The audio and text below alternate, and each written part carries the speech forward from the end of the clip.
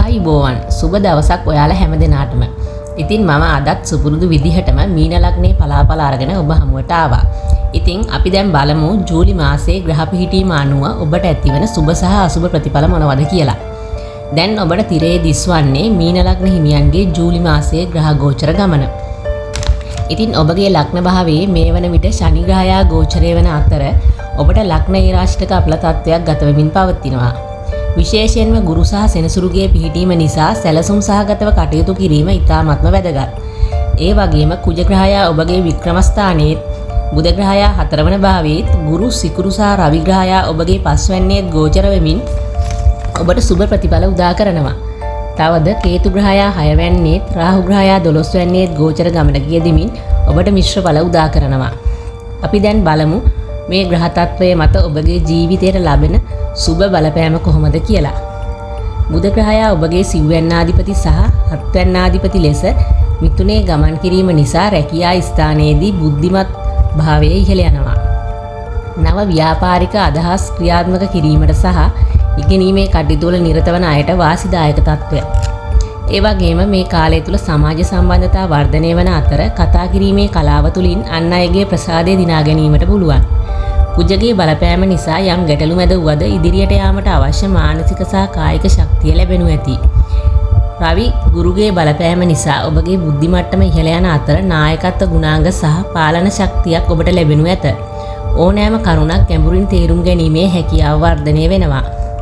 සමාජයේ ගෞරවාන්විත චරිතයක් ලෙස ඔබට පිළිගැනීමට ලක්වන අතර විශේෂයෙන්ම රාජ්‍ය අංශයේ හෝ අධ්‍යාපන ශාස්ත්‍රවල කටයුතු කරන අයට මේ ඉතාම වාසිදායක තත්ත්වයක්. සිකුරු ග්‍රහයා පස්වැන්නේ සිටීම තුළින් ආදර සම්බන්ධතා තුළ ප්‍රීතිය වැඩි වේ. කලාත්මක හැකියාවන් දියුණු වන අතර සිතට සතුටගෙන දෙන දේවල් සඳහා වැඩි උනන්දුවක් ඇති වෙනවා. දරුඵල අපේක්ෂිත අයට දරුඵල ලැබෙන සුබ කාලයක්.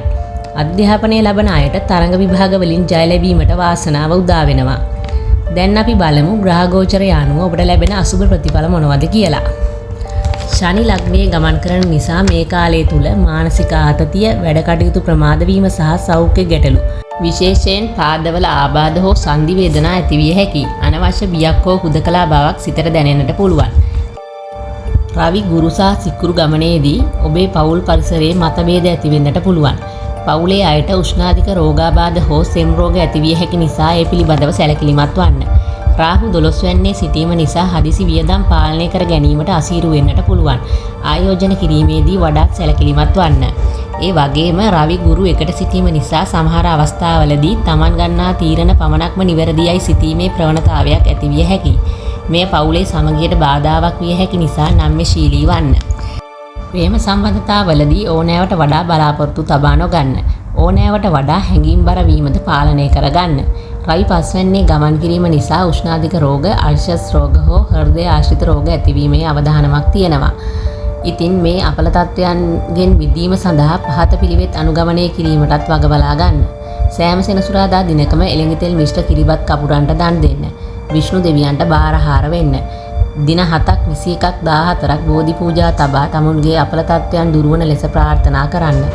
ඒ රාෂ්ටක අපල සමනය කර ගැනීම සඳහා දිනපතා නිවසේදී හෝ බෝධීන් වහන්සේ අභියස අභිසම්විධාන පිරිස සත්‍යයනා කරන්න. අසරණ සතුන්ට සහ ආබාධිත පුද්ගලයන්ට ආහාර ද්‍රව්‍ය දන් දෙන්න. හැකි සෑම විටම ධර්මානුකූල ජීවිතයක් ගත කරන්න. ඉතින් දැන් අපි ජූලි මාසයේ පලාපල සියලුම ලග්න සඳහා කතා කරලා අවසන්.